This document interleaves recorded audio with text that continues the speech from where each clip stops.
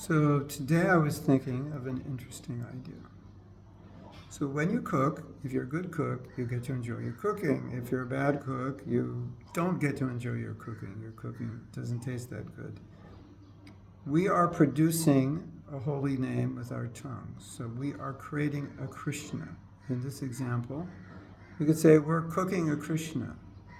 So what kind of Krishna are you creating? Are you creating a Krishna out of love and devotion, which then is relishable? Or are you creating a Krishna out of simply ritual or duty or boredom, for which your Krishna is not relishable? So if you complain, I don't like to chant, then I would say, well, what kind of Krishna are you producing?